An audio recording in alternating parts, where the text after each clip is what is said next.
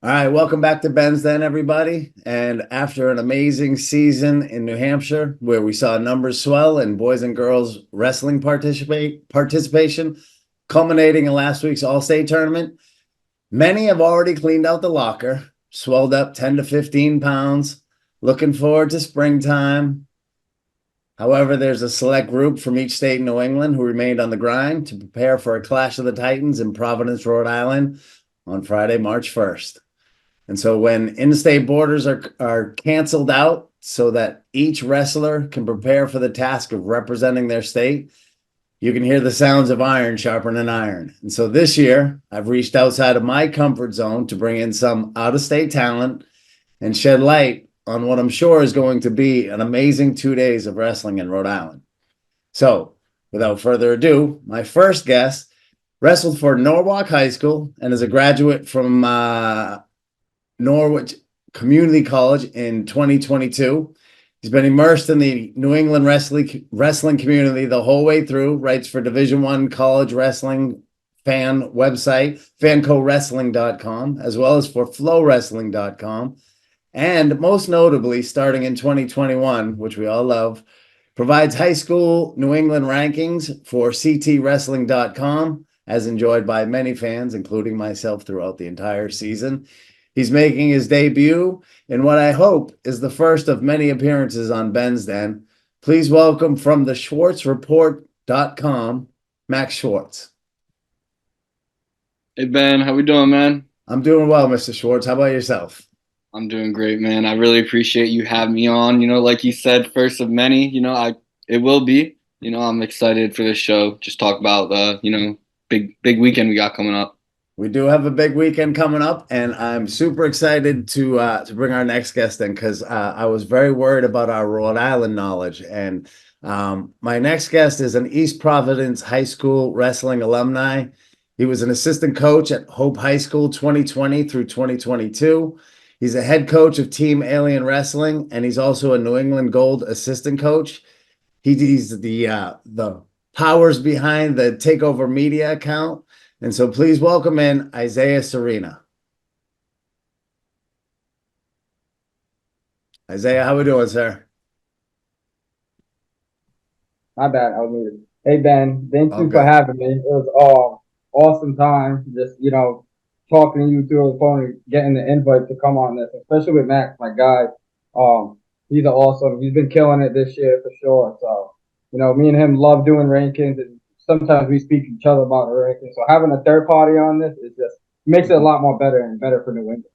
Perfect. Well, Yeah. I'm glad to have both you guys here. And I imagine whether we're sitting in a train station, in a living room, or recording it, that we could talk for hours and hours and hours about, what could happen this weekend. So I'm going to do my best to rein us in and make sure that we don't go cuckoo here with a 5 hour Joe Rogan type podcast.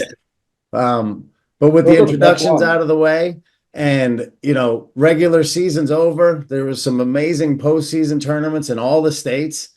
It all comes down to the New England Championships here in Rhode Island. And we'll start right at the little guys. And no better place to start than 106 pounds. And so the one seed comes out of Vermont. It's Colchester's Mason Sheltra. In their Vermont State Finals, they had Seth Markle. He pinned him out of spring. It was a quick first period pin, and he looks to keep it going from the top of the bracket. We have two seed Cole Glenn from Central Catholic, a New Hampshire resident, a mass wrestler. He claimed all state honors with a decision over Antoine Jackman of Greater Lowell, 4-2. And then we got three seed Ben Mann from Timberlane, New Hampshire. Timberlane is in Plastow, New Hampshire. And I'll speak to Ben Mann, but before we get there, does anybody know anything about Mason Shelcher from Vermont? I checked out, a little bit on Flow, but he's a Yeah, little yeah. mystery to He's me. no, he's definitely good. You always got to watch out for those Colchester wrestlers. They're sneaky good, got tons of talent. Him and I assume his practice partner Cahota LaFond, who's the representative at 113, both very talented. I'd say both probably top 10 pound for pound in Vermont at this point, and both underclassmen. I believe Mason's a sophomore, so he's definitely going to be making some noise for you to come. I think he's definitely got a tough draw, it looks like. But 106 is always killer, so we'll find out. Yeah, so before we go too deep, even maybe Max, we should probably set the table here a little bit for some of the fans that don't know, and even myself, just solidifying what I do know. But from a seeding perspective, where you're talking about multiple states here, and they're all champions in some aspect, right? And are all runners up, and there's this many from this state and that kind of thing. Are you familiar with how they put it all together from a seedings perspective? Yeah, so I believe what they do is they have a chart that they use where, like, let's just say the first year of the chart, it was the Rhode Island champion getting the first seed at 106, the Connecticut champion getting the second seed, and then so on and so forth for the rest of the states. And then I believe it's all the twos and the threes, and then the four, five, six, and sevens are worked in. And then I believe they take it, and then the year after they take the 106 chart and they use it for 113. So the Okay. seedings, it really is interesting, because it really isn't based on accolades or anything other than the state championship and I guess prior New England placements and such. Okay, I imagine if they tried to do a true seeding Yeah, meeting with six oh, states, it would take a week. Max is Max is right on how they do bump like the following the same format they use for 106 to 113. The rumor was last year they was supposed to make a few adjustments that Mhm. certain kids that deserve to be in the finals need to meet in the finals. A lot of people were complaining back in I want to say 2022 when Jacob Joyce and Chewy Patella wrestled in the quarters.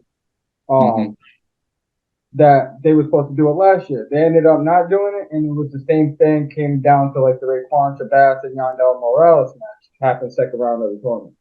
This year it was confirmed that top four was seated in the bracket. But if you look at the bracket, especially me and Max, knowing our rankings, the kids match up, I don't really see it that much. I think they did a Mhm. few adjustments to it because it's definitely not the same exact order as it should be followed, but it could have been better in my aspects, and it needs to be a seeding way, at least head-to-head matches. A lot of these kids go in and out of each other's tournaments during the season, so a lot of them do wrestle each other. Like example, you said Cole Glynn, he got the 2 seed. He wrestled the 4 seed Cole Lemonwitz at Ironman and Mhm. lost. So technically, Cole Lemonwitz should be the second seed. Mhm. So I think what I'm hearing is same thing when I was in high school. That like just there's always room to improve. We got some things that we got to work on. I think that and again, I can speak from New Hampshire. We haven't grown with the sport like it has nationally, and the off season and the levels and the participation. I mean, kids are hitting their 100 wins in their sophomore year. That was unheard of, many, many years ago. And so with many more opportunities to wrestle, I think it's a good opportunity to look at adjusting the seating that at some of these really important tournaments. And so, Yeah. um, so if you had to look at 106, look, I know Cole Glenn since he was a little tiny guy watching his brother, all three of his brothers do the same thing he's going to be trying to do this weekend, which is compete at a high level in New England's. And so, knowing what you guys know about the bracket, and Max, I'll start with you. If you had to pick a front of the race runner, who starts the day there? Honestly, I gotta say Isiaah McDaniel, maybe. Coming from Connecticut, he just beat Kastner for the second time at the State Open Finals. Kastner himself is a Greco Fargo All-American. And McDaniel, he does have a tough draw because he has the chance of facing Ashmith Yaruba in the second round, who he did lose to in at the Schwartz Report Showcase. And that kind of goes towards seeding, how they haven't really looked at past matchups and stuff. But I'd have to say McDaniel. Okay. Isiaah, any thoughts on 106? Um, I do. I think the kids are at least gonna take top four. Like, um, I truthfully think on all the kids who are in the round of 32, with besides Cole Lemonwitz, I think Cole Lemonwitz takes it by far. And with the assumptions of like Antonio Jackman, Ben Fournier, I do think Isiaah McDaniels will be at least a runner-up. I think he could punch himself to the New England Finals. He's a great wrestler, and he's came such a long. He was always great in the youth division. I think at Schwartz report, he was like not wrestling with them. He was taking a break and playing football. He was just doing Yeah. a few He tournament wrestled right champions. after a football tournament.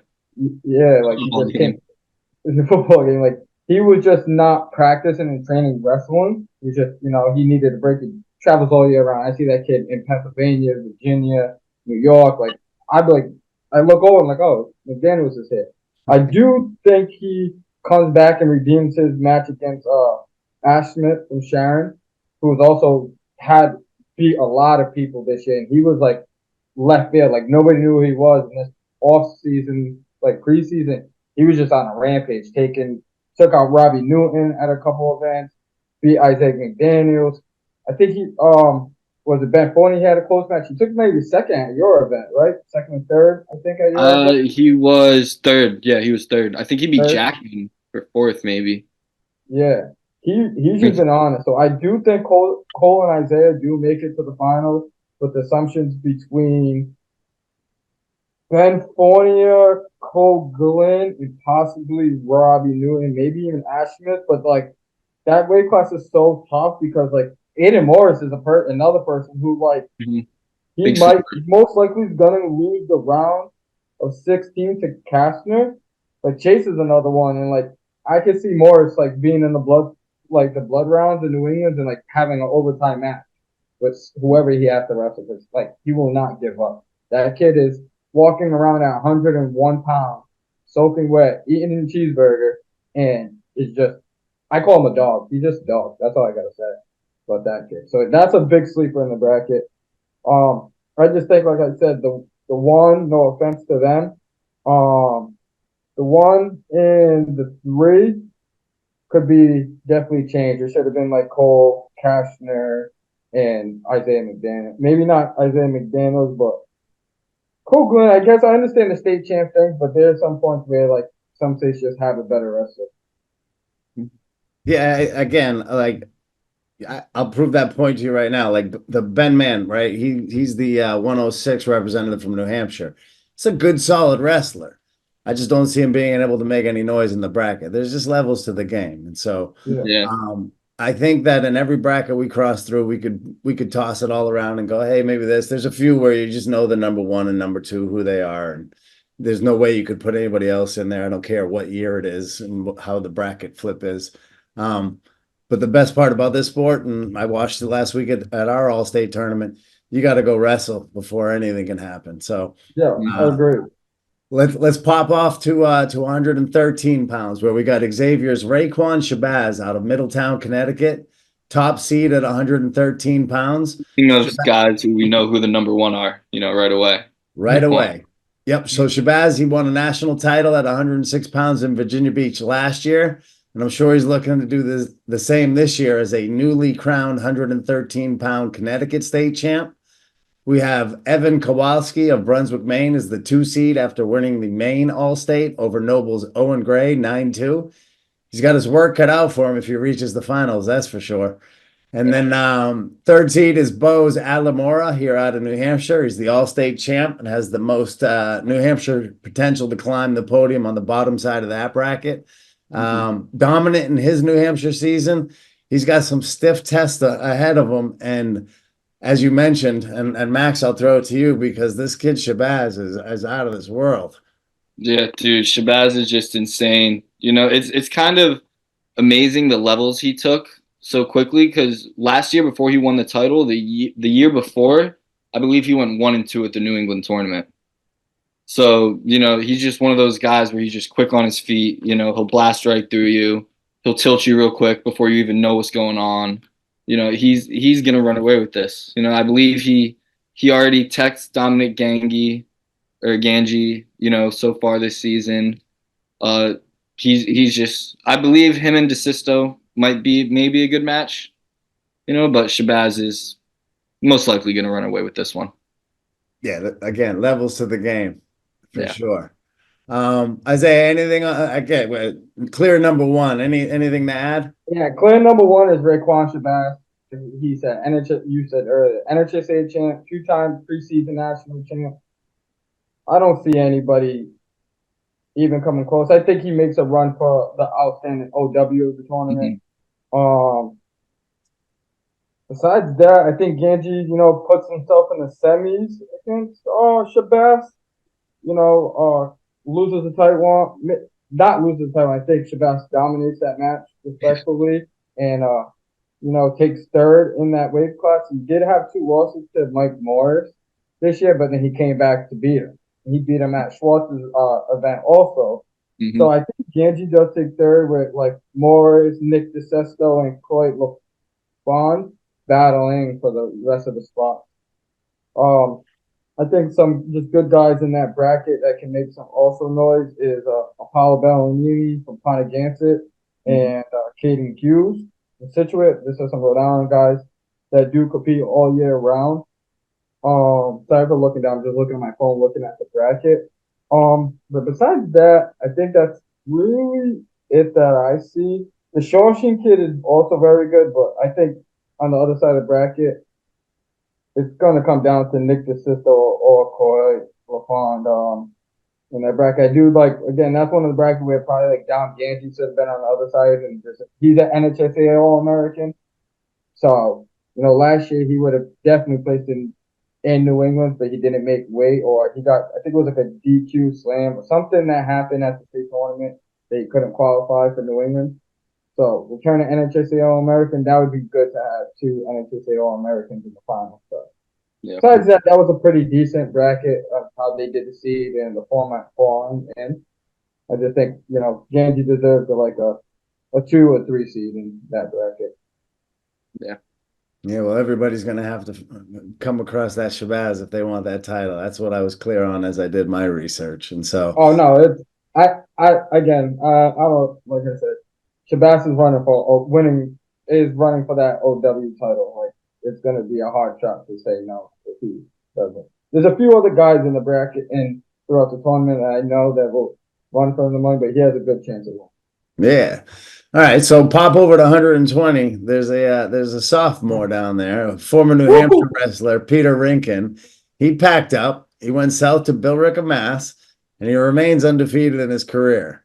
Won Lowell Holiday for the 2nd time, sectionals in All-State in his first year across the border, and he picked up his 100th win as a sophomore. And in my mind, he's definitely the favorite in the bracket. And so that brings in 2-seed Dominic Barella from Ridgefield, Connecticut, I think, right? Ridgefield, yes. Yep. And he recently won his state championship. And then the 3-seed is New Hampshire's Brody McDonald. He wrestles for Salem High School. He had a tough win over a familiar foe in Talon Olje of Timberlane, who's topside on the bracket. And, he wants to go deep into day 2 as well. And so, Isaiah, I believe you're familiar with Mr. Rinkin. Max, I know that you're familiar with Mr. Rinkin. So, Isaiah, let me start with you. So this is a weird weight class because I have personally coached. I've coached Peter Rinkin at multiple events, coached Duncan Harrington, who's the Vermont one this year, and coached Cam Davis, who's the Rhode Island 2, who is also already in the round of 16. So you got Cam Davis, Aiden Coffney, and Peter Rinkin, who are all returning New England places in the previous year. Cam Davis being twice, Peter Rinkin being a New England champion, Aiden Coffney taking a 4th, I think it was, in 2022. I think Peter Rinkin punches himself to the finals. I think his only hard match will be the semis against Jared Hood. I think Duncan's a sleeper who can, push himself to placing top 6 somewhere in there. Because at Schwartz Report's event, he was on a rampage. He came to tell everybody, this is my name. Don't forget, you're gonna see me in New England, and I'm here to battle. Yes, I'm from Vermont. We don't have competition like that, but I'm the competition. Duncan Harrington, I think, is probably top 5 best Vermont wrestlers right now. So it's hard. I'm gonna go with Cam Davis. I think he got personally people he did get the 2 account.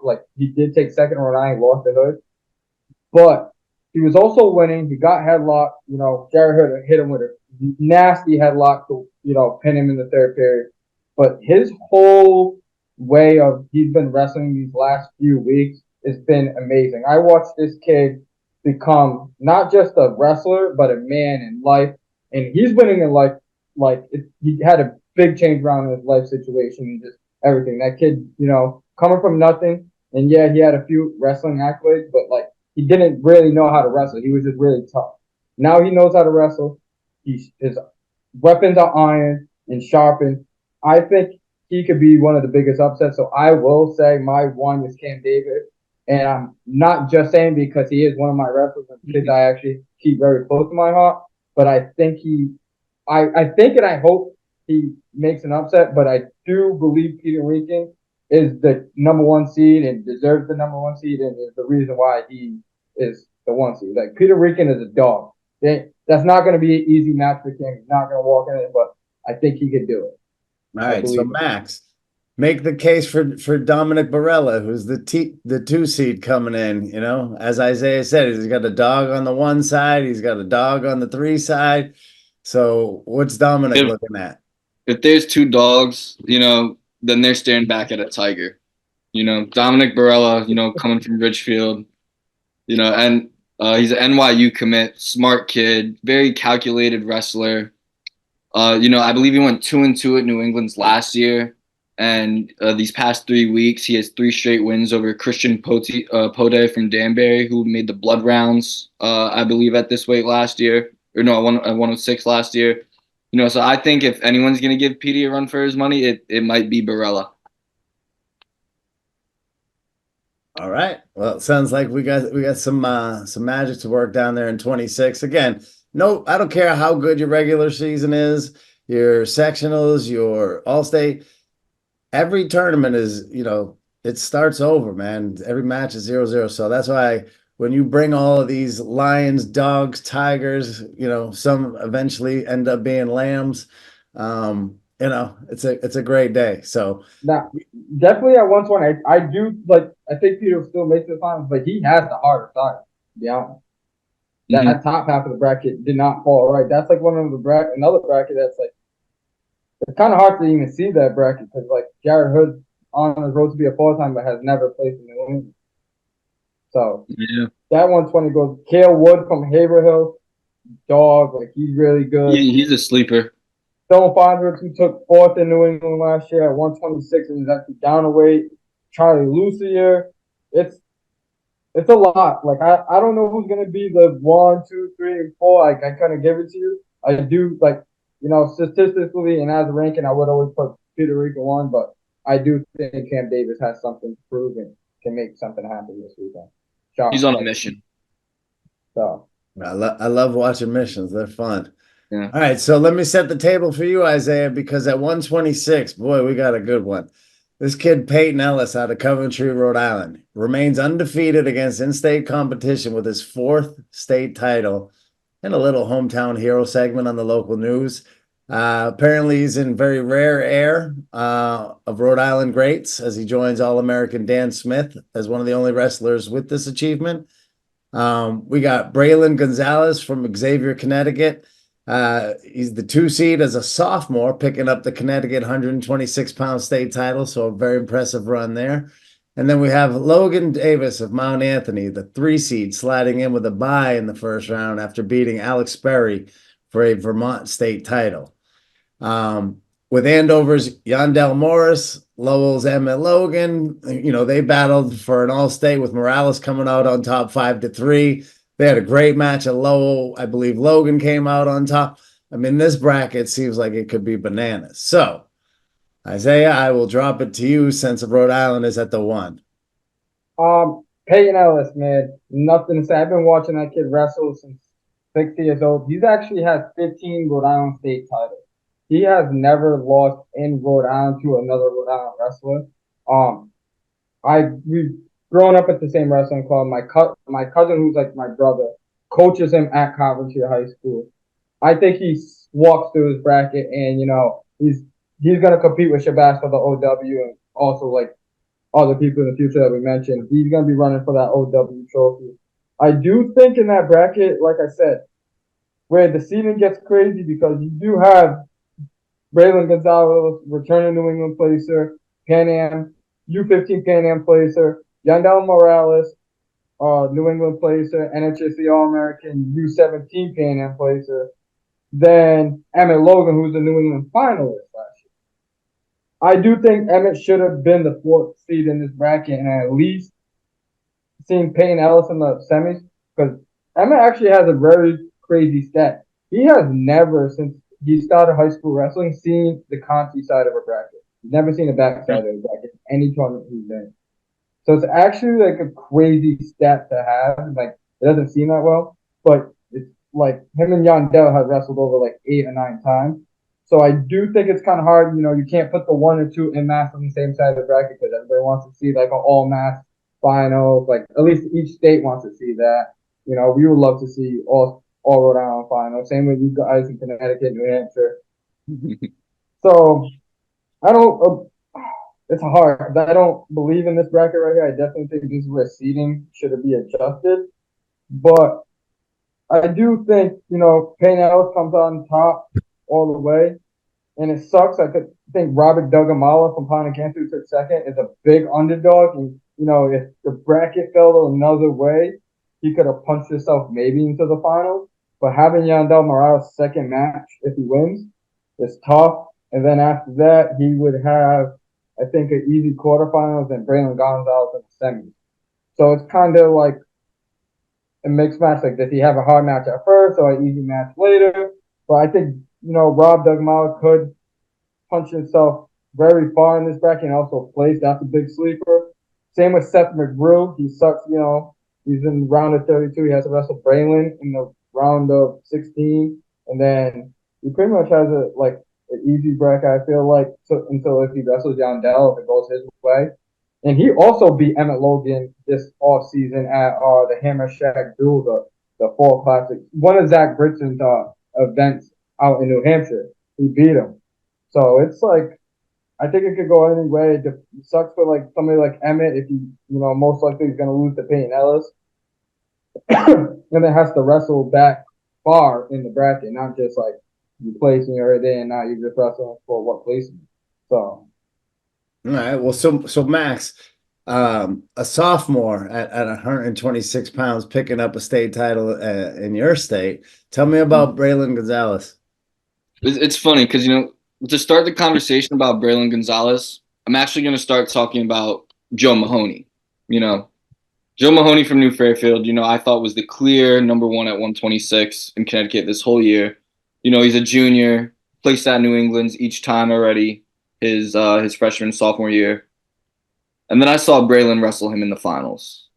And Braylon looked amazing. You know, he was quick on his feet. I think he maybe scored 4 takedowns. You know, I think, you know, like Isiaah mentioned, you know, he wrestled at Pan Am's along with you know, Yandel and some other kids we'll talk about in this bracket. So Braylon is no joke, and like you said, he's only a sophomore, so he really has, you know, a bunch of time in this world, and I think, you know, people are going to be scared of him, you know, honestly this year even, you know, because he's already here. Yeah, as a sophomore with a title, you know, he's not just limping in. So, you know, comes in with that 2 seed. Any sleepers in the bracket from your perspective, Max? Yeah. Really? This first round of 32 match of Nathan Sayers and Isaac Quiles, you know, whoever wins, yeah, they have Peyton Ellis. But it's crazy because both those guys I had, you know, in my top, you know, like in top 10 of my rankings. Isiaah, I know, I'm pretty sure you had both them ranked. You know, so it's a shame those guys are meeting in the round of 32 because I think both of those guys are definitely capable of making the podium. And honestly, another Connecticut guy, John Carrazza, you know, he will have a tough match with Griffin Norwalt in the first round, but I could see him maybe getting to the quarterfinals and facing Gonzalez. Yeah, so Norwalt is he's a very solid wrestler. You know, he won D1s, you know, which is kind of our sectionals here in New Hampshire. Then he lost the next week to the same guy, right? Yep. And so you know, I'm sure he's got some fire in his belly and nobody wants to go out in the first match at New England. So that should be a really good match right there. Yeah. I think 126 might be the hardest bracket in the song because, like, I didn't really like pay attention, but like all the kids who should probably win the round of 32 should place at New England also. Yeah, And like this is really. like again where it comes down to the seeding. Like we talked about, Joe Mahoney shouldn't even have to wrestle in the round of 32. He's a two-time New England placer. Like yeah, he Mhm. lost to Braylon Gonzalez, but he needs to be kind of where Cam Davis was when Cam Davis is in the round of 16. Like he deserves one of them spots. Mhm. So it's I feel bad for the people who, I feel bad for the ones because they pretty much got somebody who's hungry, who just lost the state title and is coming out for blood. And then now they're in their first match ready to wrestle. So I think that weight class might have some really upsets early. Well, you better have a good warm up, I guess. Yeah, Yeah. 126 is just, I think by far the whole year, it's been the deepest weight class all throughout New England, especially I think in Massachusetts, but all throughout New England, 126 I think is that strong representation in every state. Yeah, I think it just has one clear cut winner. Like, yeah, Peyton Mhm. Ellis clear cut win everything and walk through it. But the 2, the 3, the 4. If Peyton Ellis wasn't in his bracket, or if these guys go to any other weight class, up or down, they still are going to be runners for top 3 in that weight. Mhm. That's the crazy thing is that this kid Ellis is like in a layer of alpha males. It's like you guys are cute. Oh, No, it is. It is. I can dig that. So all right, well we'll keep it moving. We'll hop to 132, and again, Rhode Island's in the house. We have David Perez from Pontiac. He pinned Benjamin White of South Kingston in the second period to win the state title for himself and the team. And we mentioned it earlier. Pontiac 306.5 points over number 2 Coventry, 124.5. That's a monster gap. And so They just broke the Rhode Island state record too for most points. yeah, They beat, well, score like they beat that. Hendrickson's 2016 record. It was like 294, if I'm correct. Wow. So, Yeah, big jump. And then we got 2 seed from Monty Tech, Jonah Polino. He cruised to a Mass All-State title with a 10-3 win over Brent Von Magnus, Bridgewater from Raynham. And then the 3 seed is from New Hampshire, and that is Cam Bam Bam Arbogast. He claimed his state title with a sudden victory win over an extremely tough Caden Brusso from Hollis Brookline. And, he's very physical, solid technique. If he catches you and puts you on your back, he can hold you there. He's one of those kids who's been lifting heavy things since a very young age. But Isaiah, tell me about David Perez. He picks up the 1 seed, and he's looking to chop down the mountain to the finals in the New Englands. How's he get there? so David Perez, again, another kid I grew up wrestling with. I remember when I was in high school, his dad was like a big role model to us, like, being that father male role model in our lives. So him and Peyton, I've been watching again since 6 and 7. They've been practice partners for life. They are best friends. And last year he wrestled Peyton 3 times. 2 times it kept it to like a 1-point match, and then in the state finals, Payne caught him with a nice cradle and pinned him. But David Perez, man, he is like gonna be the next guy. Like he really has put his name on notice and showed his mark. He took second in the state of Rhode Island as a freshman, took second in New England as a freshman, go to NHSCA freshman and took second. And then he goes to Fargo and he bumps up about 2 weight classes versus at 132 at Fargo, in a short period of time. And I think freestyle just, it was just a big adjustment. His first time doing freestyle and stuff. It didn't go that well. But then he had a great Greco run. And I think he lost in the round before the blood round, but I think he might have lost really early, got some wins and just, couldn't finish it out. But then goes to Journeyman, has a 1-point match with Luke Lilladale, who's top 5 guys in the country, pound for pound.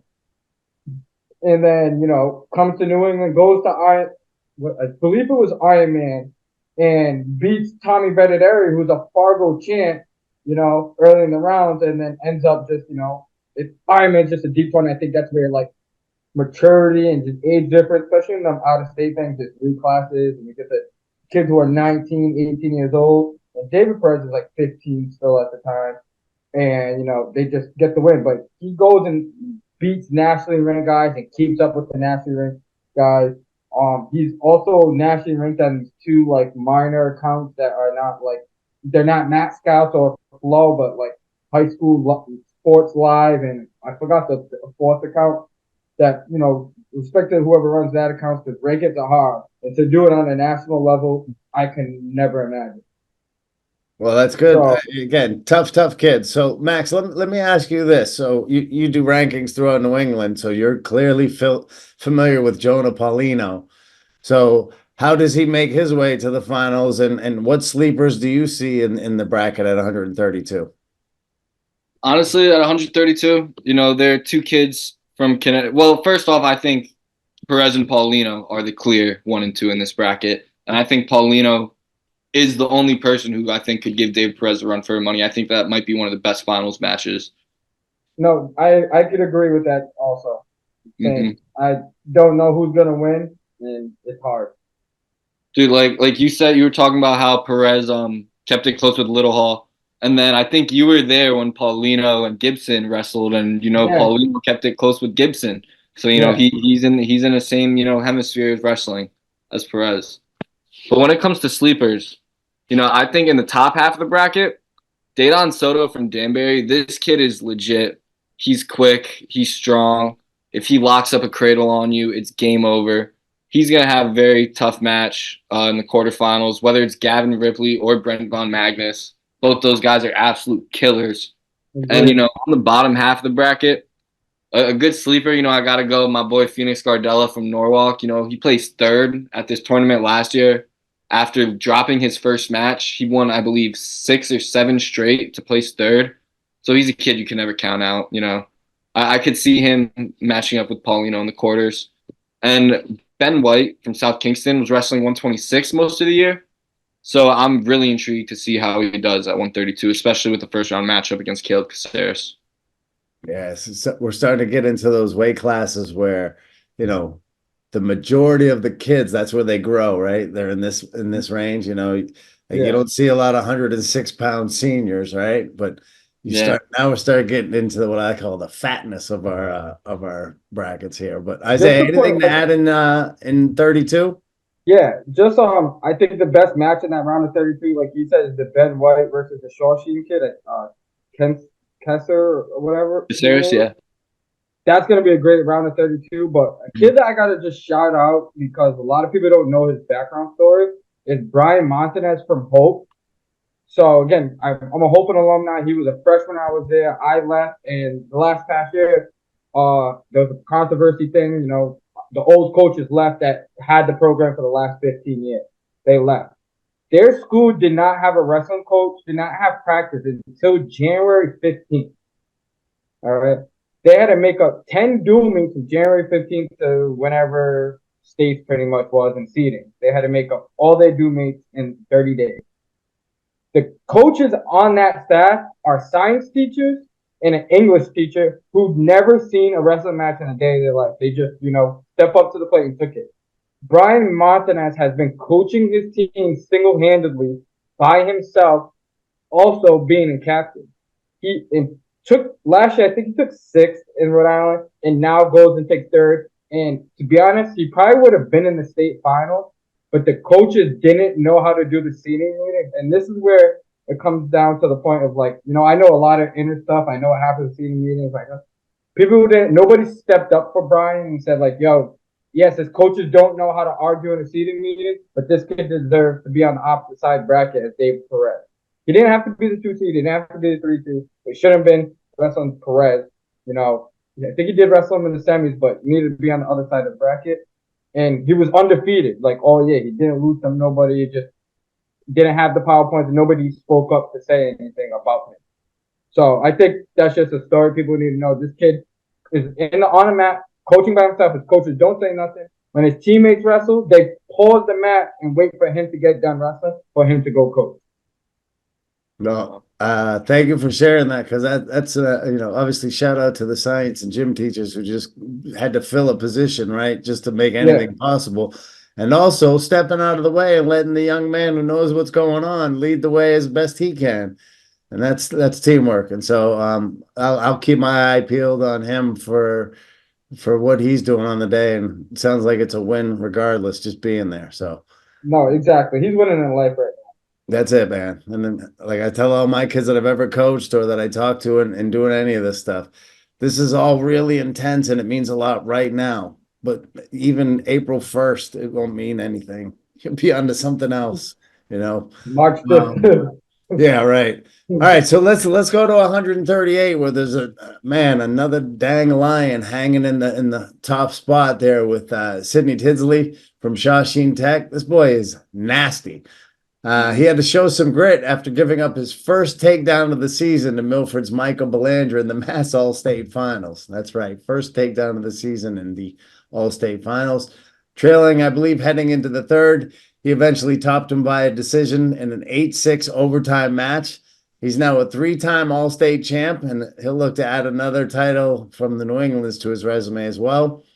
And, Max, you may have to help me on this one, but Jackie's, Oh, Jaquez Mendez, well, he's the 2 seed after pinning Anthony Basile from Xavier in the first period of the Connecticut All-State. And we got a New Hampshire guy and Caleb O'Rourke. He's another Salem Blue Devil. He's the 3 seed from New Hampshire after claiming an All-State title over Keene's Carter Spencer. Got a little sleeper under there in Bedford's Keabin Kennedy. He had a slip up in what was supposed to be a march to the finals at his home gym.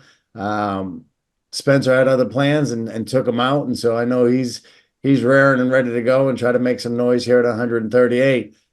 However, there seems to be one Lion King here in Tidsley, and so Max, tell me, obviously, again, you know Connecticut very well, and if there's any hidden gems down there that'll come out and snake bite one of these Mass or Rhode Island guys that think that theirs doesn't stink. So talk to me first about Tidsley and then Mendez and how that lines up. So Tidsley, obviously, like you said, very dominant. Just gave up his first takedown in the All-State Finals. How many people could say that? But what's really interesting is I feel last year in the New England Finals when Tidsley, stuck Mendez in what was it, a minute and a half or something. I feel like a lot of people, myself included, we're starting to think Tidsley's untouchable.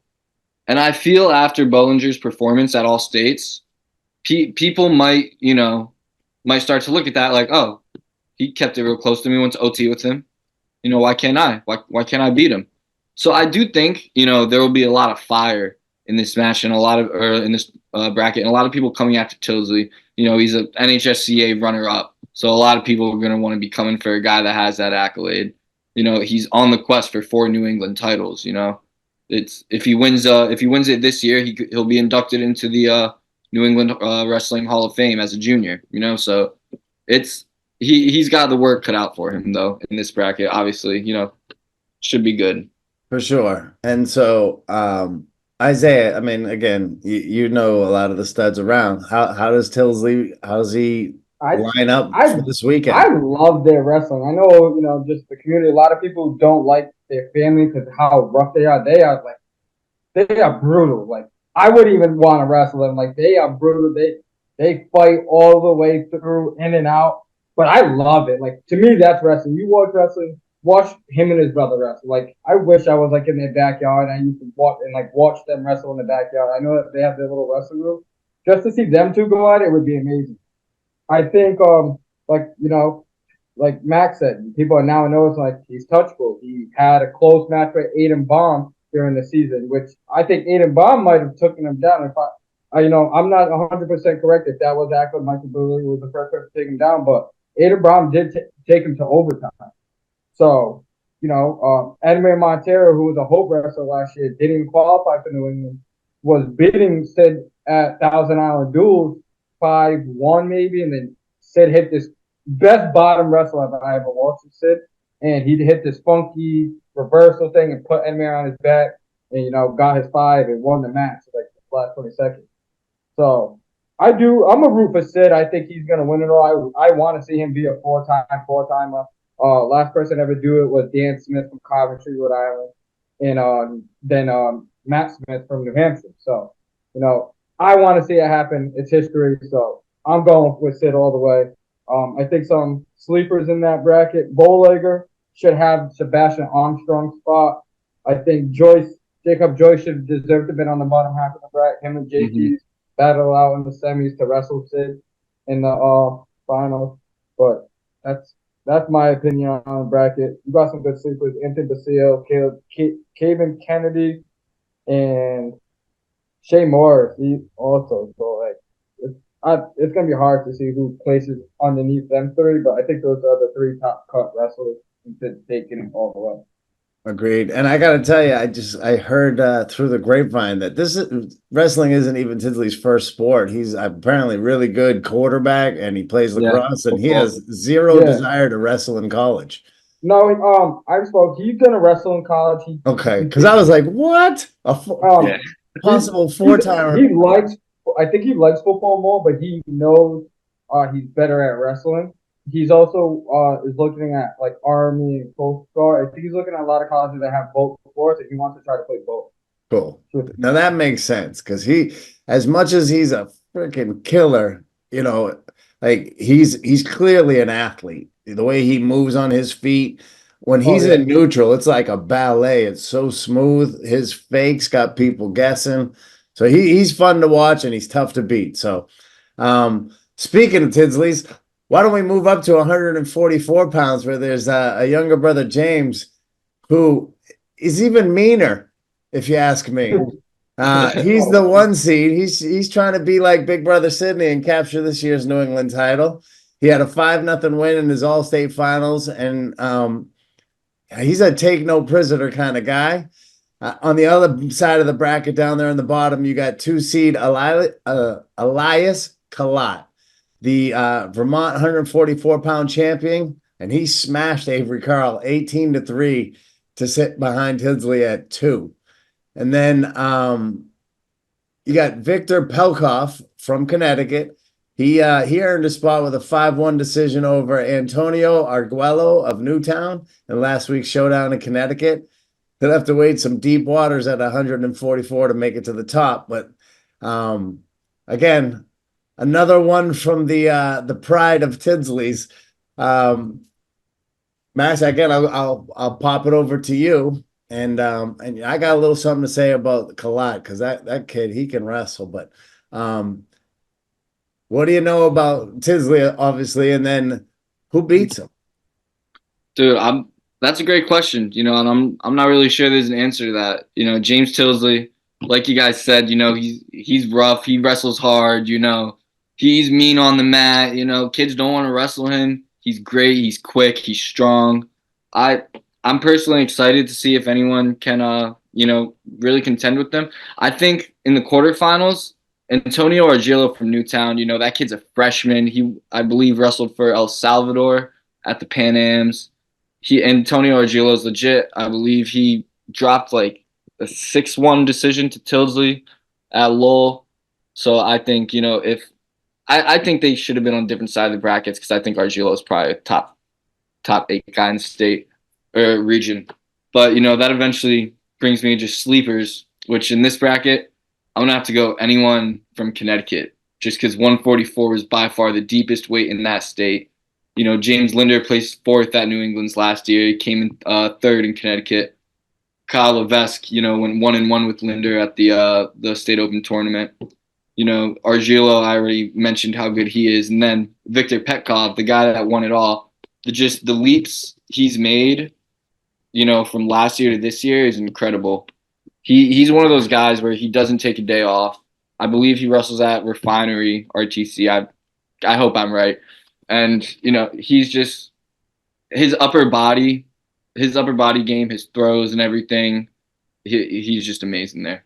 So I think maybe him, Kobe Vital from Pontigansett, or I don't know, Andrew McCarthy maybe, and Argillo would have the best shot at Tilsley. All right.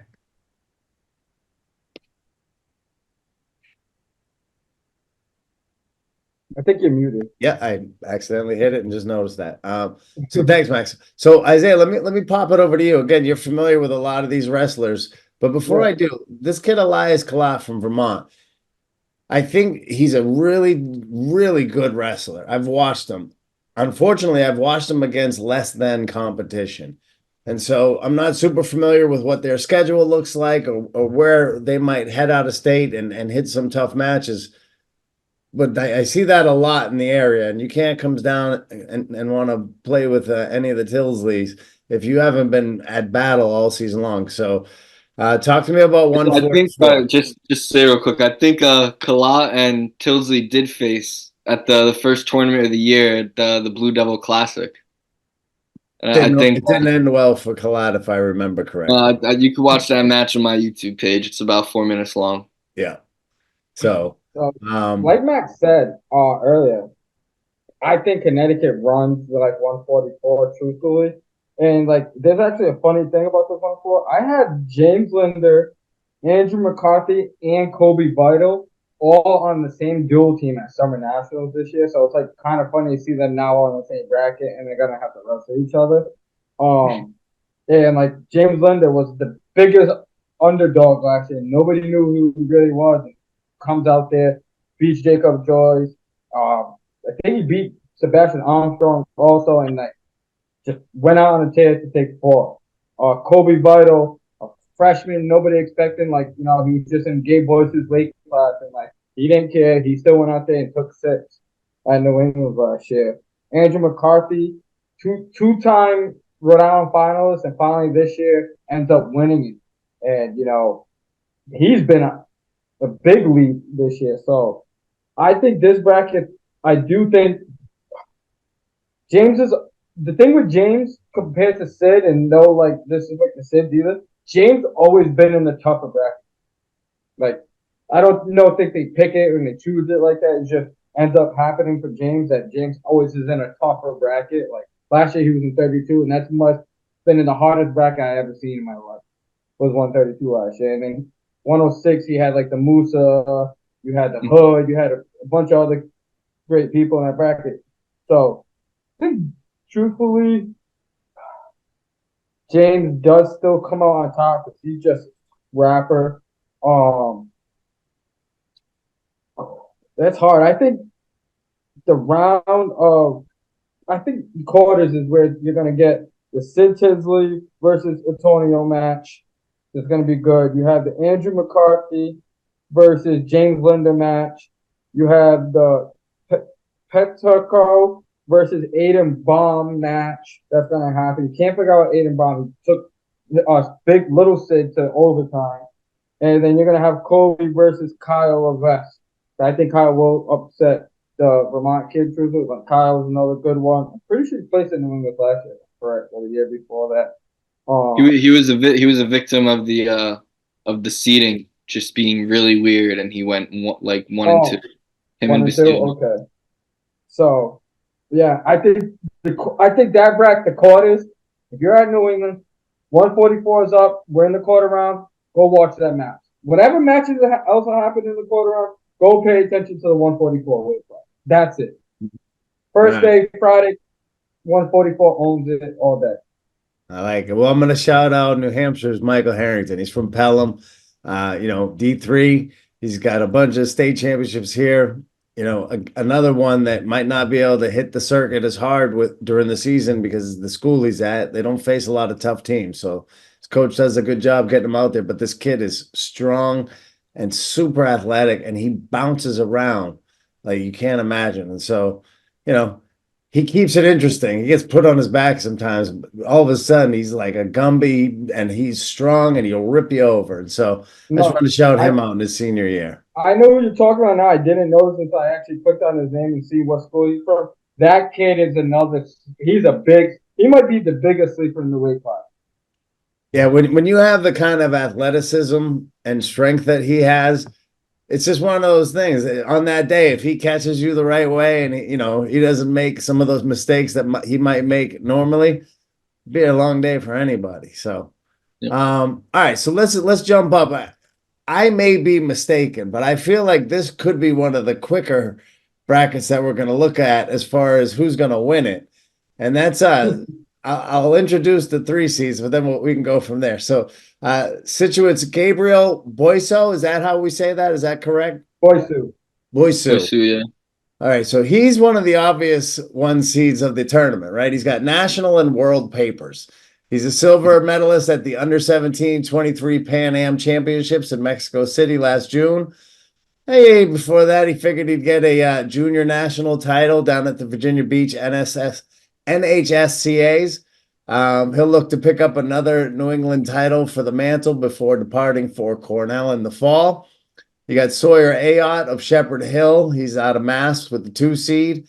And Bedford, New Hampshire, Seth Hasty has the 3 seed. He had a tight finals match against a tough Dylan Salaveras out of Wyndham.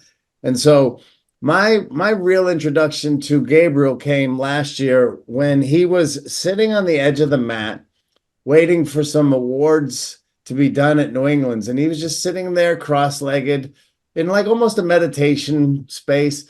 And he happened to be wrestling McConnell, who was a kid that I coached as a youth.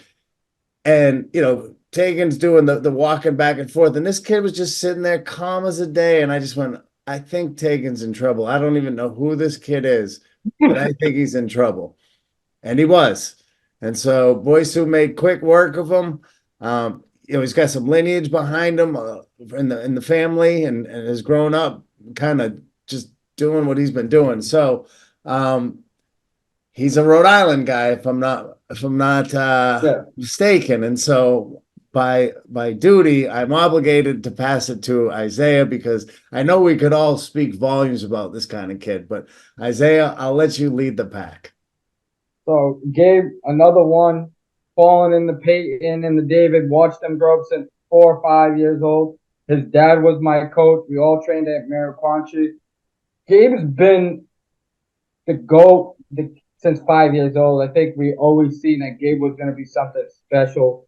And he's going to be the clear cut as, you know, the best Rhode Island wrestler ever. I think, you know, the COVID did hurt him when he couldn't, you know, fall in line with the Dan Smith and the Matt Smith as the best New England wrestler ever. But if you actually look at all his national achievements and what he has done, he probably does surpass them in, like, you know, Fargo AA, Greco champion. And, like, there's a lot of, like, other people who, the Camachos, and even you still got William Hankel, who's from Connecticut, that goes to Blair, who's top 5 wrestler, who's number 1. So, you know, Gabe is up there with some of the best people that we ever seen in New England. You know, he's one of the best in New England ever to see. You know, I would say if you probably put on a list, it's definitely top 15, top 5, and arguably top 5 somewhere else. So I think he walks through this bracket, and, you know, I want to say he can win OW again, but it would be crazy to say he's going to win 3 OWs. Like, I think they might want to, like, pass it off to somebody next year. So, you know, that's where the Peyton Ellis and the Sids and, you know, the Shabazz might get the chance to win in it. But Gabe's going to be one out of the 3 people who have a chance to be inducted on the mat after they win their 3rd New England title. And that's another history that, you know, just being great to being alive and watching wrestle at the best time for New England right now. For sure. So Max, let me ask you this. Any way besides Boysu tripping over his own face that there's a sleeper in this bracket? Who's fighting for 2nd and 3rd, I think, is the question, right? I'll tell you, the main man who should be fighting for 2nd is, for some reason, on the same side as Gabe, and that's Jake Maddox from Newtown, freshman, you know, top 100 freshman in class 2027 on Matt Scouts. He's very good. He beat Lucas Libby, the main state champion, back at my showcase, and they may, you know, meet again in the quarterfinals. So I think he will most likely face Gabe in the semis, and then Gabe did tech him back at the Coulter Abbey midseason classic at Mercy High School in Connecticut. So I would say Maddox would be the 2 if it's not for how the bracket is shaped up. And since that is the case, I would say maybe Evan Sheeby, also from Connecticut, since he beat Maddox earlier in the year. He's a sophomore, very young. Or also maybe Gabriel Stickney from Greater Lowell. You know, won the Lowell tournament earlier in the year. Took a couple losses in the postseason, but you know, Massachusetts is definitely the toughest of the 6 states, so it's reasonable. Okay. Yeah, Well, I thought the same thing. Like either Jake Maddox or my goal was like I thought Carnell Davis, Long Allen was gonna like keep the match close. Another one, Cam Davis's little brother, also training in the off season. Parnell's a sleeper here. He And really is. Gabe just come over. And I'm like, all right, we're gonna. Gabe you can't beat coach to beat Gabe. He's that good. And I'm not saying any of these other wrestlers are least. They're all great. He's just there's he's levels to the game. he's a That's few all there different is. levels ahead of everyone. Yeah. Listen, that's like me complaining because somebody gets paid to do national news because I do some terrible wrestling program, right? It's different. There's levels to the game. Some people enjoy this, but if you put this on a national level, people will be like, who's this idiot? They Well, might love it though. yeah. But here's the thing. These kids that got to go out and wrestle. We can say all the nice things about this kid and he should do and this and that and all that. And then one kid goes, you know what? I'm going to do it different today. And everybody's beatable. I mean, Gable lost his last Oh, match in college, right? So, yeah. Yeah. all right. So let's Not move to saying Gabe couldn't lose, 157.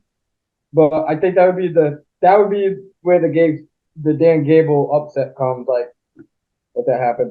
Like you said, unless Gabe slips and falls on his shoes and bumps his head on the way down. That's it. Yeah. I mean, he's as lock gets, but every lock can be picked. So, all right, at 157 pounds, I'm excited about this one. Again, we talked about Tegan McConnell falling to Gabe last year, and so he's worked his way back this year. He's dealt with some injuries during the season that have seemed to have passed by, which is a good thing right around this time of the year. Finalist last year. He's looking from the 1 seed this year to walk his way down in the bracket to get on the top of the podium on the top spot this year. And so technique, nearly flawless. You know, everybody's got some things, got a great gas tank. He's strong as an ox, very agile. To that point where even if there is a slight error in technique, he can correct it very quickly. And so he's going to be tough to deal with. 2 seed Jade D'Ambrosio from St. John's Prep sits on the bottom side of the bracket to spoil McConnell's plans. And then you got Platt's Caden Talento comes in as the 3 seed on the back of his first Connecticut state title in his senior year after getting the Mark Morath monkey off his back. I guess they battled a bunch and Morath came out on the better end of that. So he flick that monkey off the back, comes into the 3 seed at 157. And so obviously I'm a New Hampshire based guy. I'm biased openly. And McConnell is a kid. Look, I'd love to see him win. And so I was very excited about this bracket because man, in this game you call the New England competition, there are just landmines everywhere. You had no idea were there. So I'm going to ask Isiaah first to crush my dreams with the sleepers that might be in the bracket. And then, Max, you could tell me a little bit of something about our 3 seed there. So, Isiaah, what are your thoughts? So it's kind of hard right now. I'm not the biggest happy of the 157 weight class since there was a big controversy thing that happened in Rhode Island that we can maybe discuss later on in the video or after this weight class because the kid is at this weight class. The reason why I'm wearing this shirt to support. But Tegan McConnell, I've known him now for about a year when Peter Rican was over there. They used to go to Hammersmith. Well, at the time it was Hammersmith, but now Prophecy and train. Tegan, he was surprising last year. Like I think he went down a weight class. He was at like 152, and it came down to 45, and put on a show at New England. I thought he was gonna give Gabe, like you said, a run for his money, and he didn't. So I think the 1 or 2 in that weight class is him and Jaden D'Ambrosio. I don't really see anybody else upsetting them in that weight class. I think that's going to be one of the best finals matches in between the Joe Napolino and David Perez match. So I'm kind of on the other side. Like I like both of the kids. Truthfully, to both. Jaden D'Ambrosio was one of the first kids to support the Takeover His dad loves the account, always messages with me. So them two kids, and Jaden's also just a very great wrestler. Been last year, I think he took third in New England at 138. Had a weird seed because he lost to Sid, his practice partner, at All-State. So both of them, I think, like I said, best finals match is gonna come to them or the 32 weight class. All right, so Max, tell me about Caden from Platt. He picked up his title the senior year again, got the monkey off his back, so he's probably feeling really good coming in this weekend. Yeah, man, Caden Talento, he's very slick, very strong. You know, I've heard a lot of coaches describe him as college ready. You know, he doesn't get out of position. You know, keeps a good level head. You know, like you mentioned, him and Mark Marath have battled a bunch. You know, Marath's no slouch either. He's definitely, you know, one that could threaten to make the podium in this bracket. But Talento beating him at the Opens, I believe it was 5-1. I'm not 100% sure. But I think that was actually the biggest margin of victory of any of their matches. So it is interesting to see that his first win is like that. And, you know, maybe he could keep this fire going, you know, into the weekend. But real quick, just speaking on, you know, the 1 and 2, I'm kind of in a similar boat as both you guys. As you know, I love Tegan. Jaden's great. I've had both of them on my podcast. You know, and like Isaiah said, I think it's another one that will be great finals. I think it's going to be high energy, fireworks. You know, I'm excited to see it. Beautiful. Yeah. I'm excited. And again, listen, we're all gonna have a little lean here or there. When you work with these kids on the close level and trying to help them reach their goals, you know, connections are made. And I don't wish any kid ill will. I officiate here in New Hampshire, and my goal is let's battle and beat the piss out of each other, but go home Exactly. safe. And so I'm sure that's what those two will do. They'll beat the piss out of each other, and one of them will go home on top if they're lucky enough to climb to the finals. So, Yeah. all So right. I just want to mention one thing, like I said, talk about it, like you guys talk about the bracket, but FYI, if you guys see Billy Lester, you know, just support Billy Lester. He had a really bad judgment thing that happened to him this weekend, and I think it needs to be a rule set change for New England. I think New England as a whole needs to stand up, and you know, and I'm being biased against my own state, like the state that I grew up in, I live in. So Billy Lester, returning New England placer, took a third in Rhode Island last year, and you know, is on the Pontiac team that you know fair to win both ways, and he fell in the bad luck, or I guess got the bad end of the stick, where you know coaches and you know some of the other coaches in Rhode Island do not like Pontiac and the way they do things and how good their team has become in the last couple of years. Whatever reasons, like yes, they got kids from all over, but in the Rhode Island rule book, they are legally doing what they do. Kids want to go to that school. If I have a kid right now, I'm sending my child to Pontiac because they do the right things and lead the kids the right way. Would I send my kid to Coventry with my brother? Most likely, until my brother quits, next thing would be going to Pontiac. Right now, it's still Coventry. Support my brother, my cousin, all the way, but next would be Pontiac. Billy Lester fell on something where he was too light for his weight class, but made weight the first day. So he made it with the growth with 149, whatever, was perfectly fine. Second day comes in states. Rhode Island is the only state in New England that gives a +3 allowance. And remember, day 2 of your state tournament is you wrestling to qualify in New England.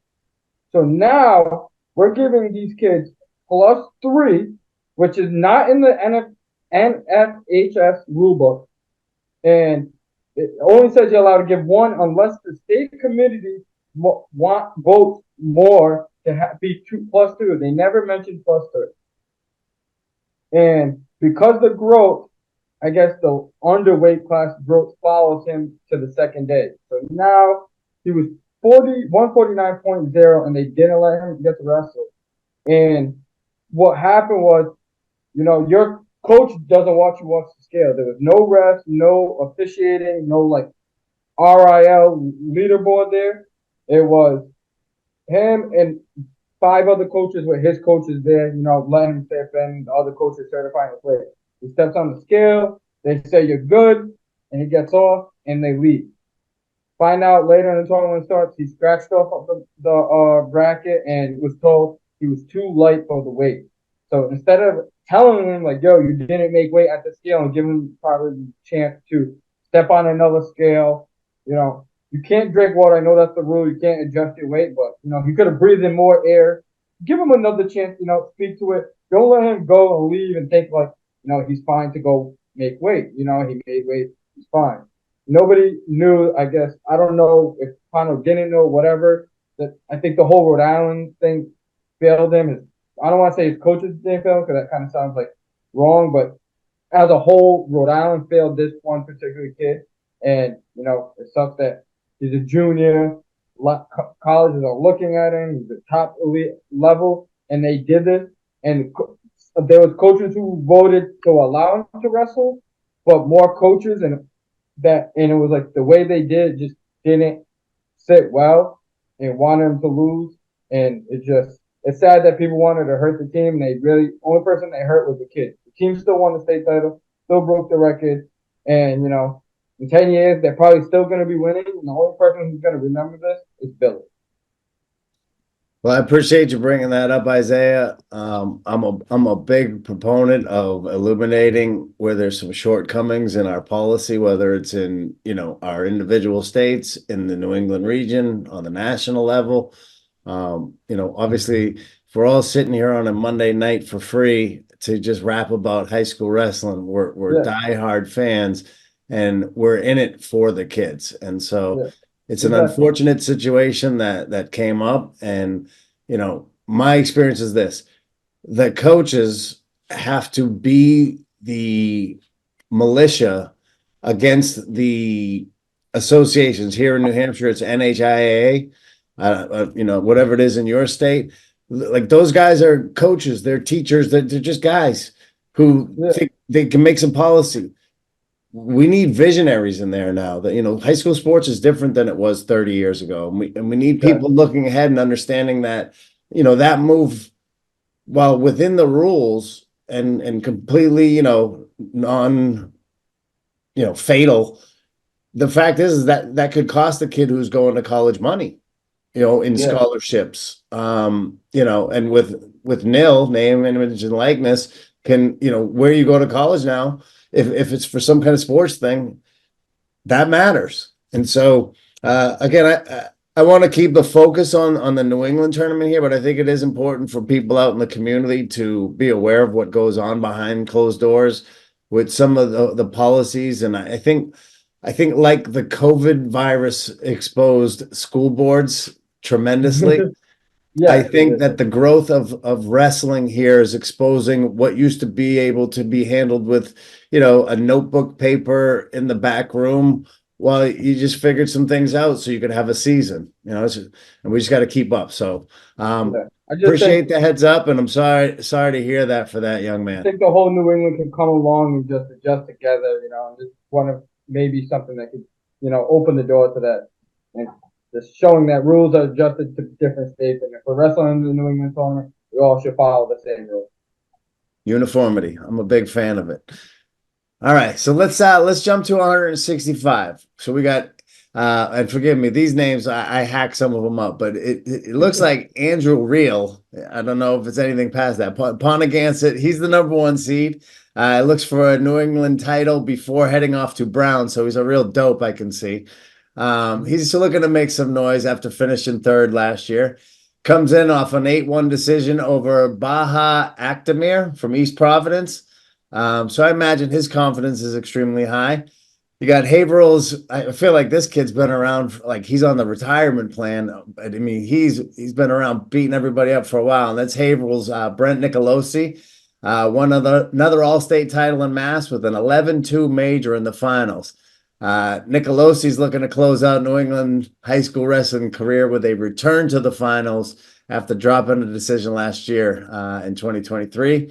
And from New Hampshire, we got the 3 seed Wyndham's Con Isaac, tough and gritty wrestler. He's coming off a big upset win over a really rugged and hidden gem in Campbell's Logan Allaire. This bracket, I don't know anything about the Ponagansett kid, but I imagine he's probably pretty dope since their whole team is. Nicolosi, he's an animal. So I imagine Con Isaac's going to have some problems in this bracket. So Isiaah, you got the center stage with Rhode Island at the 1 seed. Talk to me, Um, Goose. I think this is one of the brackets that I can't argue about. I think, I definitely think Irvitz from Brookline, Jamie Irvitz could have been like one up and not face Brent in the round of 16, maybe like somewhere in the quarters. You got Jesse DeFonts. I think that this was like one where it's like the argument with the bracket landed perfectly and like it was actually a good bracket. I do think Brett Nogliosis wins New England finally this year. I think he's beaten Andrew now 2 or 3 times. Andrew Will has placed at New England two years because freshman year was COVID year, so we didn't have it. He's actually probably the last person to actually maybe score a point on game in Rhode Island, or at least keep it to like under a major. And then you have like Fisher Sykes who could give Andrew a great match in a semi, and Brett and Andrew always have a great match, so that could be another argument of a great match. But I think Brent has the number on him right now. Brent is a 2-time NHSA All-American. That's one thing Andrew kind of fails like at nationally is not placing at these tournaments, and like he's a big blood rounder. Like I've never seen a kid make it through blood rounds like 7 times and never ate it. Like, and it's like it's sad. Like it kind of hurts. Like Super 32, him, Xavier Giles, who was at prep, and Isiaah Perez, who's at prep now, all were wrestling on like the same mat the whole day, like in order, like do. They had to like wrestle, so like it was like match after match after match. We were just sitting there on the mat watching each other like they all take a turn. It's like a duel meet kind of at Super 32. And they win, and then like Andrew Rue just lost in the blood round. It was heartbroken because like them three was winning all day together. So All right. it would be nice for him to also win a New England title. All right, so he's in the right spot. Anybody from Connecticut, Max, that could sneak up and knock somebody out of that seating setup? Yeah, definitely. Isiaah touched on it a little bit. Fisher Stites from Newtown, he's real good. I believe he placed third or fourth at last year's tournament. Just won his second Connecticut state title. He's if anyone's gonna beat Real or Nicolosi, it's gonna be him. And then another big sleeper from Connecticut is Jesse DeFonts, who came in third. The only reason he came in third in Connecticut is because he was seated on the same side as Fisher. But I think Jesse's a real sleeper. I think him and Connor Isaac would be a great match. And I was very shocked. I don't remember. I misread the New Hampshire brackets. I thought Allaire beat Isaac. That's crazy that I'm just seeing that now. Yes. Well, it's one of those things when you just see what you think you expect to see at times. Yeah. And I don't know if I make up. Listen, Allaire, he's hidden, right? He's in this little tiny school that has no program, right? He doesn't go to, I don't think he walks through everybody. It's a real shame that we haven't figured out co-opting in a way that would support wrestling. But he is built like a brick house, and he's got solid talent. And when I watched the finals last week with him and Con Isaac, what happened was what he could do against a lot of that lesser competition. Con Isaac didn't fold. And I think that it quickly surprised Allaire, and he held on to a move he shouldn't have, and boom, second place, just like that. And so I'm sure he's pissed. Yeah. And listen, again, I'm biased. I'm pulling for him. I'd love to see him run through everybody to the top of the podium or at least to the finals. Let's see Con Isaac and him battle it out again. I'm sure he'd like that rematch, but two great kids from New Hampshire representing, and hopefully they can make some noise there. All right, so the next bracket, again, another one that's I think going to be a good one. And so top of the brackets there are 175-pounder Nate Blanchett from Central Catholic, returning New England and NHCSA junior national champ, and an absolute tornado on the mat. Not a point scored against at last week's at Mass All-State. Blanchett will look to capture another New England title before heading off to Rutgers to terrorize New Jersey. You got Preston Marshall, I believe, from Pontiac. He had a decision over Trevor O'Connor of Pilgrim, 7-2 at the Rhode Island All-State, and comes in as the 2 seed at 175. And then still only a junior, Londonderry, New Hampshire's David Pinto Jr. He's a 3 seed after claiming All-State championships this past Saturday. Pinto is a frequent training partner of Blanchett at Smitty's Barn, and will look to make his way to the finals for a match against him. I know they heads up earlier, and I believe Blanchett got a medical forfeit win. Pinto, I think, banged his head on that one. So Junior's got a tough road ahead, but if there's any kid from New Hampshire that's up for the challenge, it's David Pinto Jr. Like I said, if you watch Blanchett, I make up it, even if there's a door, he'd just step to the side and run through the wall because he likes it like that. And so, Max, let me start with you. Again, you do the New England rankings, and so I know Blanchett's up there with you. Yeah. Tell me about the fun it is covering this maniac who, like, he's so fun to watch. I say all these things out of admiration and respect for his style on the mat. And so you've watched him, you've ranked him, you got your little nuggets down there in Connecticut. Talk to me about 175. Yeah, really 175, Nate Blanchett, clear 1 seed, like you said, New England NHSCA champ. This kid, I think you said it best when you said he'll run through the wall instead of using a door. He's just go, go, go. He's a fun fact, judo was actually his first sport. So, you don't want to go upper body with him or else you'll get taken for a flight. But I think, Preston Marchessault and, like you said, David Pinto Jr., I think really these top 3 seeds are exactly to my rankings, Blanchett, Marchessault, and Pinto Jr. So I think this is one of those brackets where it worked out well, and I think we'll see the right matches in this one. Now, do Marchessault and Pinto, do they have a head-to-head this year that you're aware of? No, they don't. Oh, nice. Okay.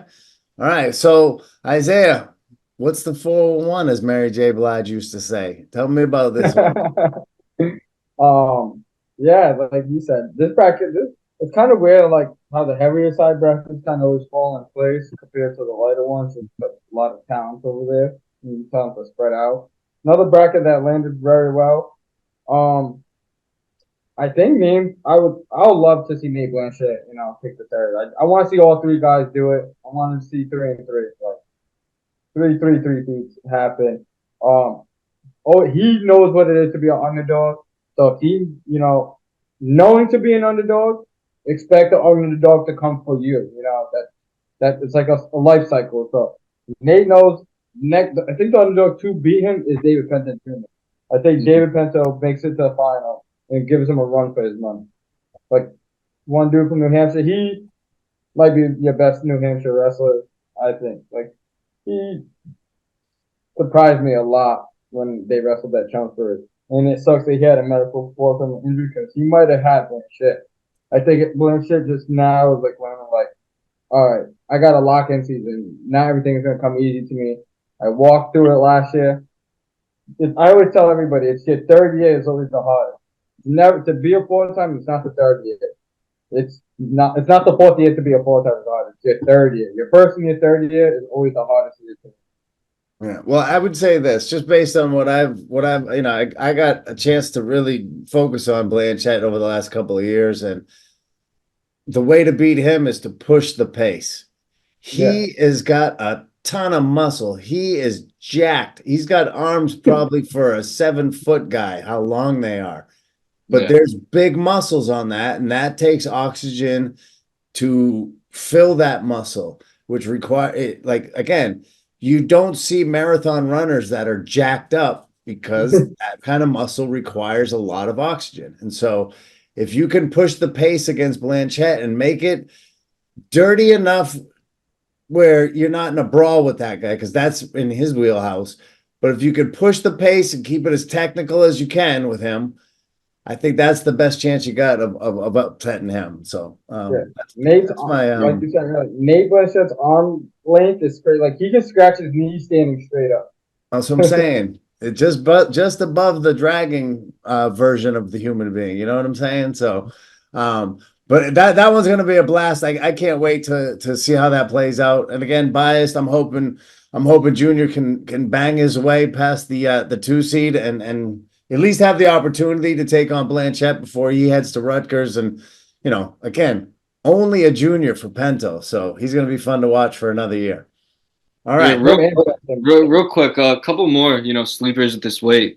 Shout out Vermont with Isaac Whitney from Otter Valley and Thomas Murphy from Champaign Valley. Those two, I think, could really make the podium. Whitney has beaten Murphy, I think, twice on the year, and Thomas Murphy placed, I believe, fourth at Lowell, losing to Elijah Josie. Or, I mean, not Elijah Josie. It was someone else.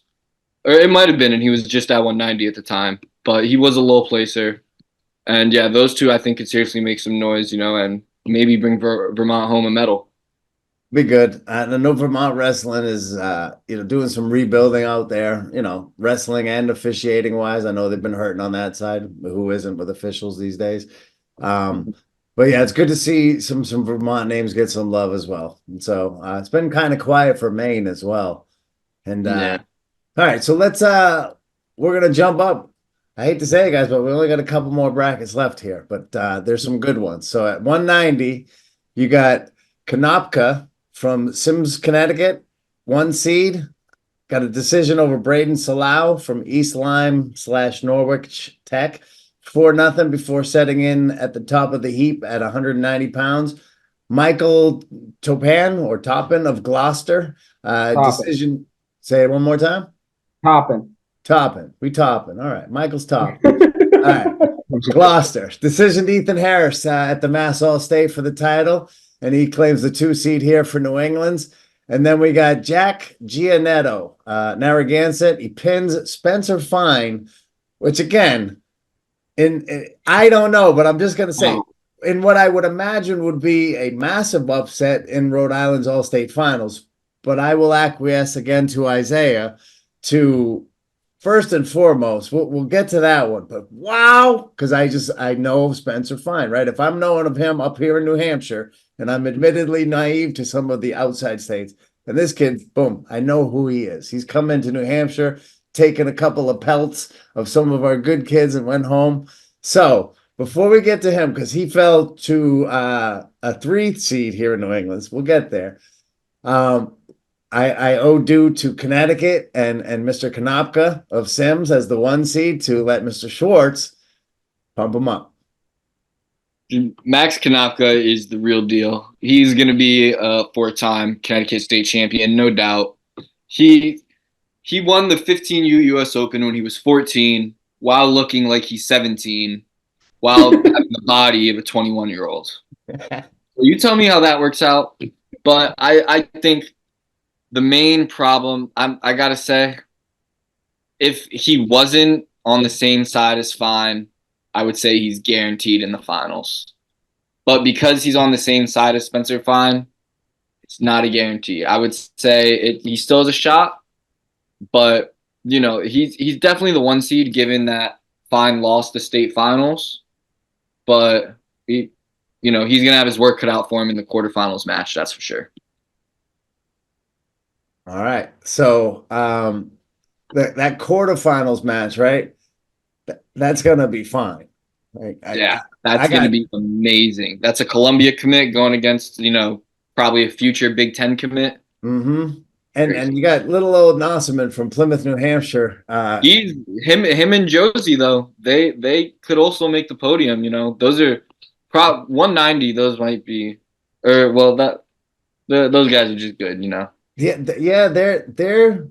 Listen, it could be light, you could say, but Nosserman's a tough kid. He hasn't been able to solve the Josie problem yet. Josie's had his number as of late. Josie's on the bottom of the bracket.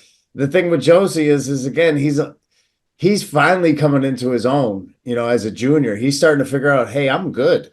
I don't think he knew that till this year. And I think that'll bode well for him. He's a big kid, very athletic, and he's got a bunch of killers in the bracket with him. So he's got his work cut out for him. So I guess now's the time, Isiaah, where we have to come to your expertise and what happened? So Spencer Fine was up 9-0, maybe 9-1. I think he cut the kid. And, I think he was trying to go big and win the OW. He was spinning through, and I think, wanted to take it from Gabe and win an OW. I don't know if his brother ever won it, so I think he wanted to do something special for him. I really don't know. I'm just guessing. But he didn't take no shots. He, threw the kid once. He was, not wrestling. He was just, when you're so good, you can do whatever you want. That's what he was doing. And first period, it was in the first period, too. It was just, so much action. He cut the kid, and he tried to, throw him. And this kid said, I'm done. I'm going to go big or go home. And hit the sweetest lat drop I've ever seen. This should have been on flow and just, whoo, go home. I'm taking this. And it was nobody cheered, at the state tournament. I wasn't even there. I was watching it live on the stream. And, me, Isiaah, and Cece Ranville and her mother were driving back from Prep National Prep. And we're watching it live stream, and we just stopped. Nobody cheered, nothing. Even in this crowd, I ended up calling my cousin, yo, what? He goes, that went silent. Just, ooh. And all you hear is the kid screaming because he's the only one happy in his school. But it was silent. And that's where it comes down to it messed up the whole bracket. It kind of ruined New England. Stuff like that ruins New England. Because if you look at top events, let's say Prep National, you beat me, but I'm the number 3 seed kid in the nation, for national prep seeding. I'm still the 3 seed, or I might go to 4 and you come up to 3. You could be a nobody, but I don't drop down and now I have to wrestle the 1 in the quarters or something Now I'm just the 4 seed. Now I got to wrestle the 1 in the quarters. It happened where Dylan Greenstein, he was the number 2 kid in the country. He had to wrestle Dom. Max, I know you can help me with this. Quinto? Yeah, Dom and Quinto. And lost him at New England Prep. Dom was 13 seed, He didn't drop down and take the 13 and Dom take the 2. They put Dom at the 3 and Dylan at the 4. So now Dylan had to wrestle Gene Correa in the semifinals of the National Prep. But guess what? It's a semifinal. It's not in the quarters, the round of 16. So I think that's where it's supposed to be. Needs to adopt that type of rule system where it can adjust. And it happened another match that happened 165. Ben Smith from New York Military Academy. I know New York Military. It's the new Prep New England. Lost to Reese Spiro off of an injury, so he slammed him, and Reese's Spiro's shoulder came out. He was the number 3 seeded kid in the country, and Reese was not even. I don't even think national seed, maybe 12, 14. Reese, because it was a debrief, it wasn't a real win. They put Reese to 9 and kept Ben at 3. So it's we got some work to do on some of again. I think that our seeding criteria has not kept up with the off-season activity and the amount of data that we have now to do better seeding, to create better tournaments, to create the best matchups possible when they're supposed to happen. Yeah, and I don't believe in using off-season events really for the high school season, but the high school season events are good enough to seed each. We do rankings off that thing. Yeah, and just use PowerPoint kind of for next returning New England qualifiers and places, they get 5 points to get a special circumstance to it. But that's my and I think the one is either going to be Max a thing. Max can have our Spencer Fine, which sucks to see them early, with Michael Toppin being in the finals. First Boston kid ever to make it in the finals. Boston, whatever. Well, I'll say this much. Federa from Linfield, my heart goes out to you because you'll be the first one to be wrestling Fine on the day. And I'm sure after his last match, he is pissed. And I would not plan on having a good day on the first match. So, all right. So let's hard to believe here. But where did I go? There we go. So, Oh, real quick, I want to say shoot. when I was on 175 and I was talking about Isaac. I just got to On miss. Isaac. I read the name wrong.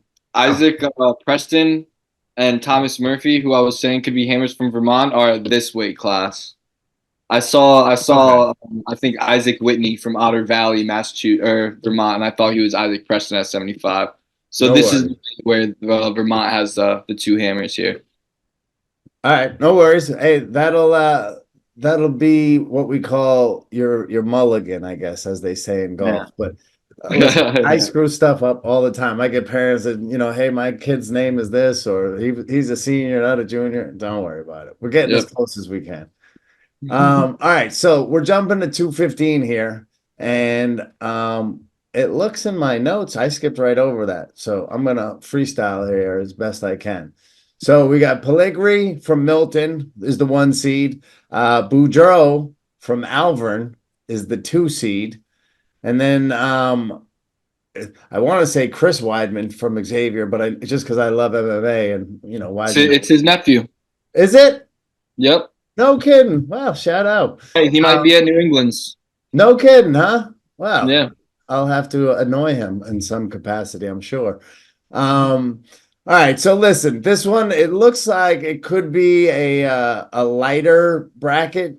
Listen, I like Boudreaux from Alvern. He's a tough wrestler, but him dropping into the 2 seed, I just make up that maybe this is one of those brackets where we could have looked at it a little closer. And so that being said, Max, I'll shoot to you real quick because I can see you already shaking your head.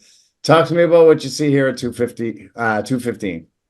Yeah, so here at 215, I think Mason Pellegrini, I have him ranked number 1 right now. He won Lowell, he's taken out a bunch of guys. But these past few weeks, or month or so, at the Coulter Abley, at the CT State Open, Charles Weidman, he's just looked so impressive. I've never seen a 215 move like him. He's quick. He's lifting these kids up over his head at 215 pounds, having amazing duck unders, tilting them while rolling through, like perfect execution. He kind of looks like he wrestles similar to Raekwon Shabazz, honestly, but at 215. That's a which problem, makes sense because they're from the same school. But if I had to pick a finals matchup, it would be Pellegrini and Weidman. And even though I have Pellegrini ranked number 1 right now, I'm gonna have to say I think Weidman's got it, but I can 100% see Pellegrini coming away with it. Okay. All right, Isaiah, talk to me, Goose. I could see you already got something on this one. So 215, what do you see? 215 is like one of them weight classes, like it's 130, 126, 144, and then 215. And it's like weird. A heavyweight weight class is actually one of the hardest weight classes to say who's going to be the winner. You got Sam Moxley, who's the New England returning finalist, if I'm correct, right? Yeah, second at 195. You got Matthew Harrell, New England finalist, coming back, and they didn't even win their state tournament. So it's like, it's so hard to say. I do think Mason Pellegrini and Weidman both make it to the final. Weidman being the beast of the East placer. And it's crazy because, like, Weidman goes and I think he lost pretty bad to Dylan Greenstein. Yeah. Like, it was like 7. Greenstein just kept foot sweeping him the whole time. Yeah. And then Mason Pellegrini beat Dylan Greenstein. But if you look how they wrestled through them, like Weidman, he beat people by a lot of points. I've seen Greenstein win by barely and then lose some, but like Weidman, he only wins by scoring a lot of points. When he wins, he's winning. Mason Pellegrini beats everybody by 1 or 2 points. It's just how he wrestles. Yeah, I feel like he either pins them or it's 1-0. And he stays in great position, but that's the way he wrestles. I've coached him at NHSCA, Tyrant Nationals when he made the fun, but that's just the way he wrestles. He's one of the kids that he don't do too much, he don't do too less, does what he needs to do to win the match. And I think them two is going to be a great finals match. a lot of like shoving, going to see who goes big. But like I said, Matthew Harold, Toppin, and Sammy are going to be like who's going to come out top. Even Elijah Prophet from Thornton. Diorio, Vasquez. Oh, Vasquez is in that. Him and Michael like this one is around the 32, around the 16. When round of 16 is going on, go watch this match. Yeah, 215. It's like you said, it's weird to say 215 being one of the more deeper, entertaining weights of the tournament, but that's just the way it is. Hey, Like that's how the cookies crumble. Yeah. You got Sammy from East Hartford versus Andrew from Cranston West. Mm-hmm. That great round of 16. Toppin versus the Couture from Virginia's Vermont too. He's no slouch. He's very good. Round of 16, like Wiseman versus Prophet, possibly.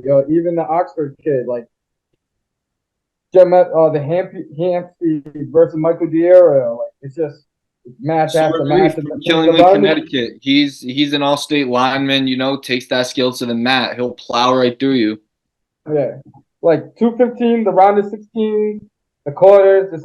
It's all bloodbath. Like you, if 215 and not running right now, they don't want to be the champion. You got to run now and tomorrow morning for the rest of the week to win this bracket.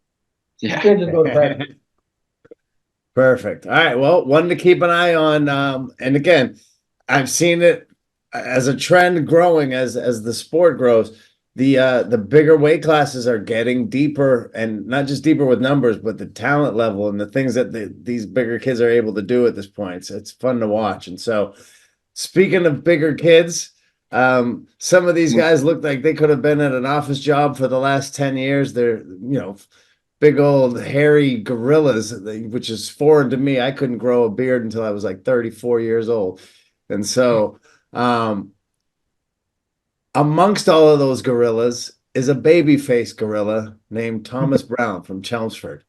And after a close 1-0 win at the sectionals, he handled all states a little bit different with a 9-1 major decision over the same opponent in Alex Bayoris from St. John's Prep. And he's going to look to collect another New England title on Friday and Saturday. You have Keonta Crawford from Enfield had a decision over Anthony Chivas, 4-3 in the Connecticut All-State, come in as the 2 seed. And then you may hear a horn blowing in the gym if Keen's Evan Ray from New Hampshire has a win on the day. His mom rolls around with his big, looks like a Viking horn, and you just hear a nice little settle. And he's looking to bring that music down to Rhode Island. And so I don't care what state you're from. If you are attached to wrestling, you know who Thomas Brown is. I mean, this kid, you can't call yourself a wrestling fan in New England if you do not know who this kid is.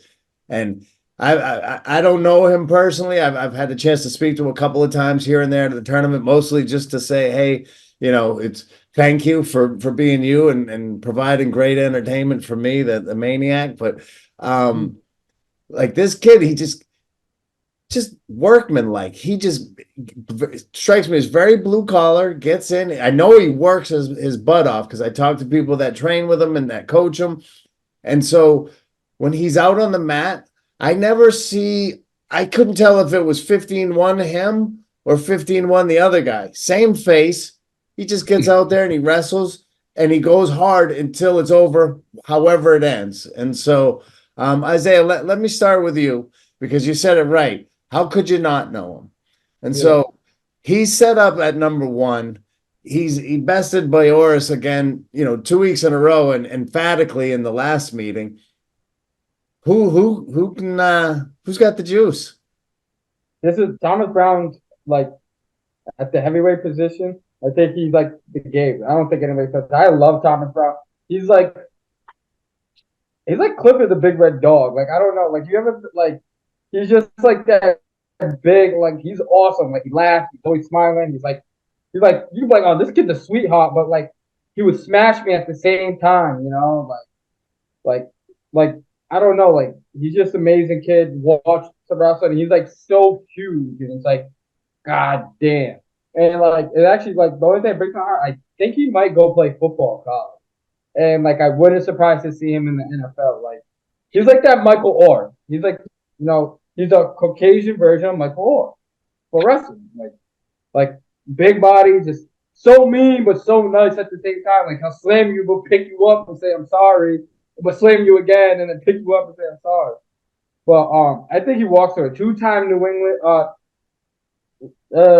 two-time Mass All-State champ. Won New England last year for the first time. Two-time NHSCA finalist, one-time champ. Ranked top 20 in the country. I don't see anybody really beating him. In this weight class, you have Bajers, him and Alex Bajers. They've been wrestling for so long, and the last 2 years, not counting this year, so they still are freshmen. Same thing happened. Alex wrestles at sectional, wrestles him to like a 1 point match, and then Thomas Brown's like, next time I wrestle, never again. And then 365 days go on, it happens again. It beats him by one, and then turns it up. So, big sleeper in this bracket is Ladingo from Leominster. He actually threw Thomas Brown to his back at low, and Thomas Brown was like, "Oh, I'm going for a ride, but you're coming with me," and like re-rolled through it. It was like, "Yeah, this is," but it like I thought Lingo was putting him to his neck. Like he wasn't scared of Thomas Brown. So I think this bottom half of the bracket for the heavyweight, especially with Latrette from Kanye, Maine, John Latrette from Kanye. Am I saying it right? Coney. There's gonna be maybe Coney puts himself in the finals against them with like Alex Bajoris. The bottom half of the bracket is kind of sad, but it's like kind of like the best chance to go wrestle Thomas Brown. You got John De Silva, who probably shouldn't have gone wrestle Thomas Brown right in front row, like next round of 16. But Thomas Brown's clear cut. I think the rest of the guys is gonna go wrestle for second and third. And Yeah, well, so Max, let me ask you, because again, I don't get to see a lot of the Connecticut action throughout the year. I don't see a lot of the guys in the tournaments where I'm at, and so, is there a sniper out there who's got his sights set on Thomas Brown and try to come in and upset the apple cart here? When it comes to Connecticut, I'm not sure there is. I think there are a bunch of guys who, will give him a match, but I can't see anyone really maybe taking it. Kanata Crawford won the state opens, beating Chivas in the finals. De Silva, he's I think bigger than Brown, but Brown pinned him at Lowell. So it really is, kind of Brown's world, and we're just all living in it. Johnny Latree from Coney, Maine, he made the blood round last year. He has wins over legit guys. He's probably one of Maine's top wrestlers. I think him and Bahorse is going to be a great round of 16 match. And even North Kingston's Kaz Morsetti, he is one to look out for. I believe he's a sophomore and placed at freshman NHSCA's last year. So, he's going to be a fun one to watch for the next couple of years. Perfect. All right. Well, and I'll shout out little tiny Manchester Memorials, Jaden Coulon. He had a big second place finish at behind Ray in New Hampshire.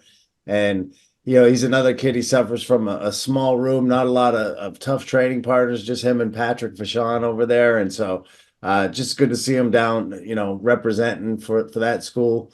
And again, gentlemen, before I go into my thank yous and everything like that, I did want to give you an opportunity. Plug away. Wherever Max, I'll let you go first. I know you got your website and you write for different things. So where can people find you? You're obviously very knowledgeable about wrestling here in New England. So a good resource for some of my crazy parents here in New Hampshire to latch on to. Yeah, so you could go ahead and check out my website at schwartzreportne.com. I got rankings, being weight and class rankings, even some girls rankings, articles, interviews, stuff like that. Go ahead, follow me on Instagram at schwartzreportne, post same stuff there. And yeah. Perfect. All right. Beautiful. And listen, if you got something called Takeover Media, I'm new with this, and I know the kids are doing crazy things these days, but there's got to be some kind of handle, Isaiah. So shout out to where everybody can find you and what you're up to. All right, so you can find me on Instagram or Facebook at the Takeover_media.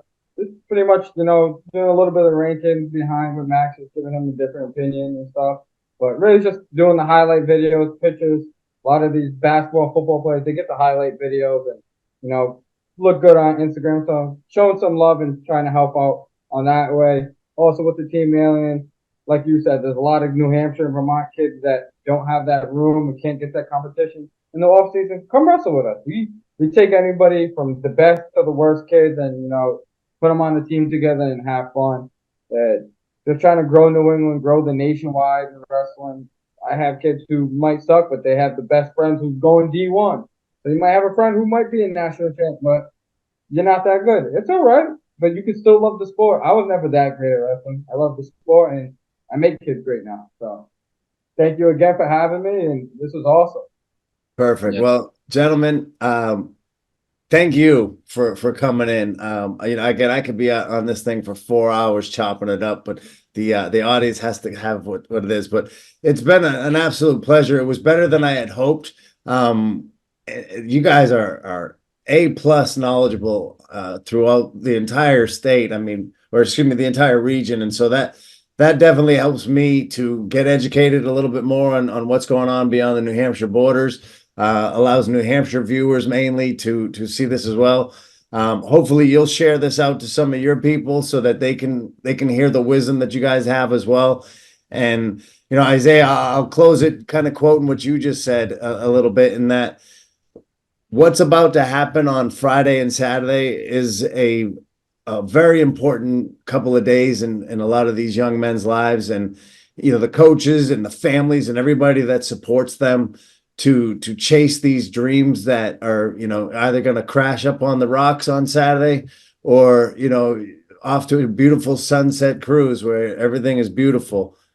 It takes a village. It takes people like you guys to spread the word of what these guys are doing. And thank you for taking the time with me to chop it up and enlighten me. And I hope that the wrestling communities that you deal with know exactly how lucky they are to have guys like you in it and promoting what's going on. So thank you very much, gentlemen, and we'll see you on the mats.